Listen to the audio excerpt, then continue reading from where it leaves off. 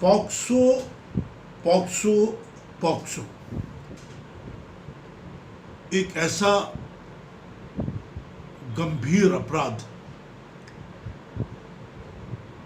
जहां पर हम बच्चों के यौन शोषण की बात करते हैं।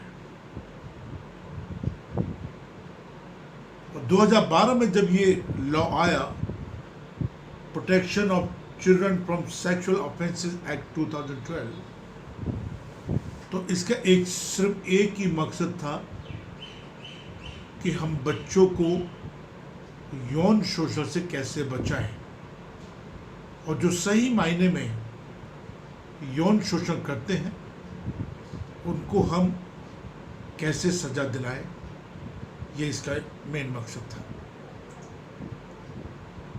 साथियों, ये बहुत एक्सक्लूसिव वीडियो मैं बना रहा हूं पॉक्सो को लेके, क्योंकि मेरे से बहुत सारे सवालात किए जाते हैं कि पॉक्सो एक्ट क्या है, इसमें कितनी सजा है, क्या इस पॉक्सो एक्ट में हम कॉम्प्रोमाइज कर सकते हैं, या झूठे पॉक्सो के जो मुकदमे उनसे कैसे बचा जाए, या कैसे उन लोगों का सामना किया जाए जो आपको बेवजह पॉक्सो में फंसाते हैं। क्या पॉक्सो के मामले में जो फीमेल है उसको भी सजा देने का प्रावधान है, क्या पॉक्सो में बेल हो सकती है या नहीं। बहुत सारे सवाल साथियों पॉक्सो को लेके हैं, तो आज मैंने सोचा कि आपके सामने ये एक एक्सक्लूसिव वीडियो में बनाऊं। अब पिछले एक हफ्ते में साथियों बहुत सारे केसेस को हम हैंडल कर रहे हैं, और जब हम अपने क्लाइंट का इंटरव्यू लेते हैं, जब उनसे बात करते हैं तो बड़ी पीड़ा होती है, दर्द होता है। जब हमें पता लगता है कि एक देवर के ऊपर उसकी भाभी ने एक 3 साल की बच्ची का यौन शोषण का आरोप लगा दिया हो, वो भी बेबुनियाद, जिसमें कोई सच्चाई ना हो। ये मुकदमा, ये घटना गुजरात की है, जिसमें एक बड़े भाई की पत्नी ने अपने छोटे देवर पे अपनी 3 साल की बच्ची के साथ यौन शोषण का मुकदमा दर्ज करा दिया। एक मुकदमा इंदौर का है मेरे पास में, जिसमें वकीलों की गलती की वजह से 20 साल की सजा हो जाती है। एक मामला मेरे पास पटना बिहार से है, जिसमें सही से अपने एविडेंस पे, अपने डिफेंस एविडेंस पे जजिस को ना समझाना उसको 20 साल की सजा दिला देता है।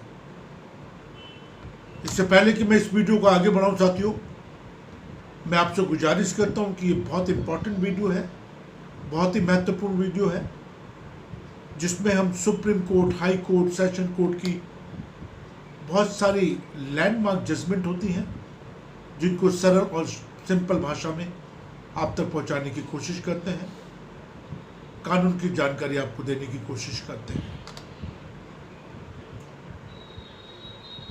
मैं आपसे बस ये गुजारिश करता हूं, प्रार्थना करता हूं कि आप इस चैनल को जरूर सब्सक्राइब करें, कमेंट्स करें, लाइक करें, और अगर किसी भी आप झूठे मुकदमे से परेशान है, या आप पे लादा गया है, मरा गया है, गड़ा गया है, पॉक्सो का मामला है, तो एक बार आप जरूर, जो हमारी एक्सपर्ट टीम है, या मेरे से आप डायरेक्ट बात कर सकते हैं। मेरा डायरेक्ट नंबर है 9873005424। इस पर आप मुझे कॉल कर सकते हैं, व्हाट्सएप कर सकते हैं, मैसेज छोड़ सकते हैं, वॉइस कॉल छोड़ सकते हैं, मैं आपको ज़रूर मदद करूंगा। साथियों, ये देखा गया है जितने भी केसेस मेरे पास अभी आए हैं रिसेंटली पॉक्सो के, चाहे वो जैसे मैंने बोला पटना का केस है, इंदौर का केस है और गुजरात का केस है, और तीनों केसेस जो हैं ये फ्रिवलेस हैं, झूठे हैं, जिसका कोई आधार नहीं है। आपसी रंजिश के कारण कई बार हम लोग ये नहीं सोचते हैं या किसी के बहकावे में आके हम इतने गंभीर अपराधों की एफआईआर लॉन्च करा देते हैं और बाद में हम कॉम्प्रोमाइज़ करने की कोशिश करते हैं। मैं आपको एक चीज़ बता दूं साथियों कि जब तक आपने कोई अपराध करा नहीं है, मैं बार बार कहता रहा हूं कि अगर आपने कोई अपराध नहीं करा है तो उससे डरने की बिल्कुल ज़रूरत नहीं है। अपने एविडेंस पे काम करें, अपने डिफेंस पे काम करें। और उन लोगों को भी मैं चेतावनी देना चाहता हूं कि जो झूठे पॉक्सो के केसेस दर्ज कराते हैं, एफआईआर दर्ज कराते हैं बिना किसी कारण से, वो याद रखें कि उनको भी 7 से लेकर 10 साल तक की सजा हो सकती है। और जितने भी मुकदमे आज हम कर रहे हैं साथियों पॉक्सो को लेके, और हमारी कामयाबी का सिर्फ एक ही कारण है, पॉक्सो के केसेस में नॉलेज होना। पॉक्सो की चार्जशीट कैसे पढ़ी जाती है, पॉक्सो है क्या, पॉक्सो के टाइम वक्त क्या है। और बड़ा दुख होता है साथियों जब कुछ केसेस, जब हम अपने क्लाइंट से बात करते हैं और वो एडवोकेट बदल कर हमारे पास आते हैं, तो वो हमें बताते हैं कि एडवोकेट साहब ने उनके साथ क्या करा है। और मैंने बार बार कहा है कि पॉक्सो का मामला जो है ये बहुत गंभीर अपराध की श्रेणी में आता है। इसमें 20 साल तक की सजा है, पूरा जीवन खराब हो जाता है, पूरा सामाजिक आपका जो वर्चस्व है वो खत्म हो जाता है और आर्थिक रूप से भी आप बर्बाद हो जाते हैं। और ये देखा गया है कि जितने मुकदमे मैं कर रहा हूं उसमें हमने यही देखा है कि जो हमारे अधिवक्ता भाई हैं या जो हमारे एडवोकेट ब्रदर्स एंड सिस्टर्स हैं, वो उस केस को ढंग से रिप्रेजेंट नहीं कर पाए, वो उस केस को ढंग से प्रेजेंट नहीं कर पाए। इसकी वजह से लोगों को मुश्किलातों का सामना करना पड़ रहा है। इंदौर वाले केस में, जिसमें 3.5 साल की बच्ची के साथ यौन शोषण का आरोप उसकी भाभी द्वारा अपने देवर पर लगाना,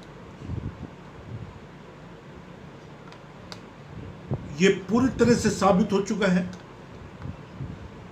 और जब हमने चार्जशीट स्टडीज करी तो पता लगा वो शख्स उस वक्त पे वहां पे नहीं था। तो ट्रायल जो है वो ढंग से नहीं हो पाता है, हम क्रॉस नहीं कर पाते हैं ढंग से, हम चार्जशीट को ढंग से नहीं पढ़ पाते हैं। और जब पूरा एक ट्रायल चलता है साथियों, तो इसमें बहुत सारे विटनेसेस आते हैं। अब वो विटनेस जो, उनकी क्रेडिबिलिटी क्या है, उन पर कैसे विश्वास करा जाए, ये सोचने का विषय है। ये देखा गया है साथियों कि हमारे कितने साथीगण क्रॉस भी ढंग से नहीं कर पाते हैं। तभी हमें CRPC 311 का सहारा लेना पड़ता है। वो दस्तावेज नहीं जुटा पाते हैं, इसके लिए हमें कोर्ट का सहारा लेना पड़ता है। अब पॉक्सो एक बहुत गंभीर मामला है, कोई छोटा मोटा मामला नहीं है। इसमें हमें गंभीर एडवोकेट को लगाना चाहिए, सीनियर एडवोकेट को लगाना चाहिए, और उन एडवोकेट को लगाना चाहिए जिन्होंने पॉक्सो के केसेस हैंडल करे हों, पॉक्सो की नॉलेज रखते हों। आज बहुत सारे हमारे साथी जेलों में बंद हैं क्योंकि जो हमारे अधिवक्तागण हैं या हमारे जो एडवोकेट हैं, उनकी नाकामी की वजह से पूरा जो केस वो खराब हो गया है। बहुत सारे केसेस हम सुप्रीम कोर्ट लेकर आए हैं, हाई कोर्ट लेकर आए हैं, और उस केस को हम लोग खत्म कराएंगे। और मैं एक चीज बताना चाहता हूं साथियों कि बेल कब अप्लाई करनी है, 482 क्वेश्चन के लिए कब अप्लाई करना है, इसका एक टाइम वक्त होता है। और जब भी हम इस प्रोसेस के लिए जाते हैं तो उसके लिए हमें पूरी तैयारी करनी पड़ती है। मैं बार बार कहता रहा हूं कि पॉक्सो एक बहुत गंभीर मामला है और इसमें अगर सजा होती है तो 20 साल तक की सजा है, या जो आपकी नेचुरल एज बची है वो जेल में कटेगी। मैं उन लोगों को भी सावधान करना चाहता हूं जो आपसे रंजिश के कारण अपने परिवार के लोगों को पॉक्सो के मामले में किसी के भड़काने पर लिप्त कर देते हैं, इम्प्लीकेट कर देते हैं। Once again, I would like to tell you that POXO cases are very, very dangerous.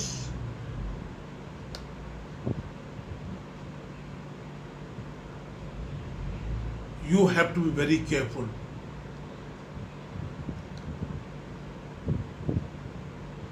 बड़े गंभीर मामले हैं,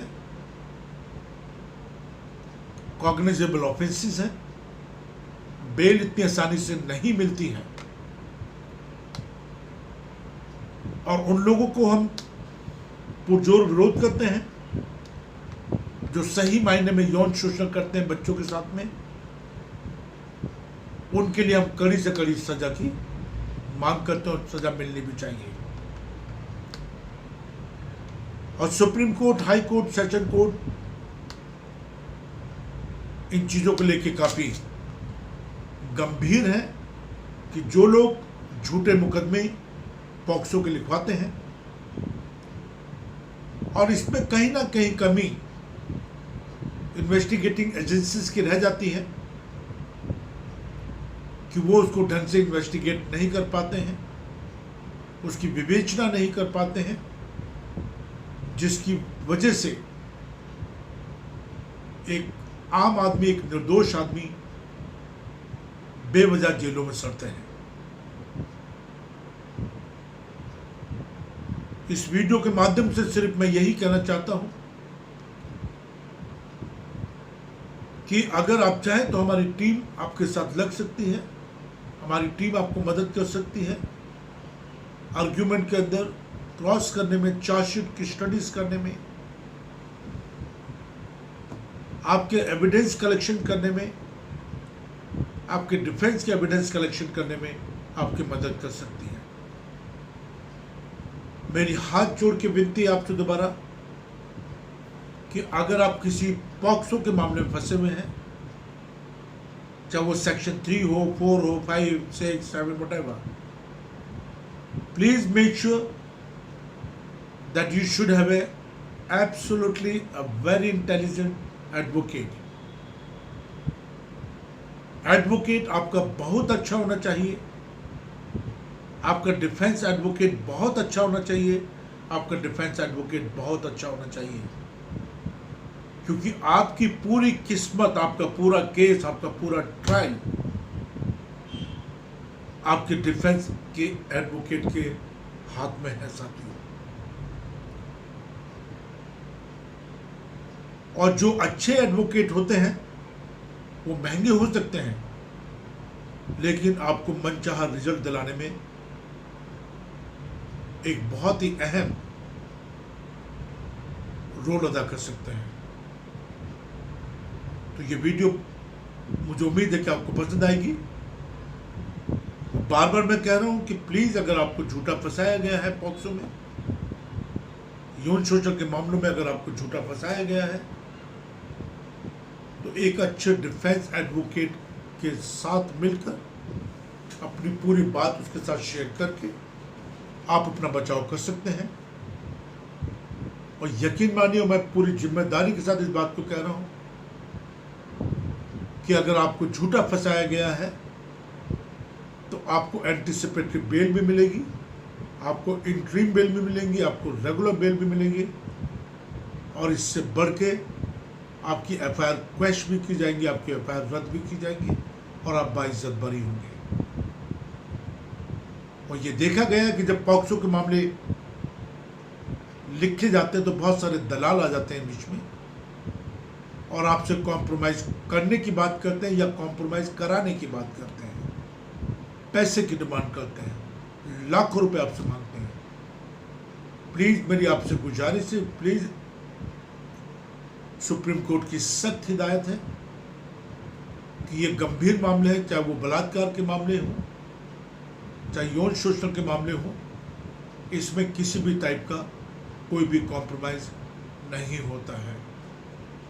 मैं उम्मीद करता हूँ कि ये वीडियो आपको पसंद आएगी। ज़्यादा से ज़्यादा लोगों को इसको सब्सक्राइब करें। जय हिंद, जय भारत।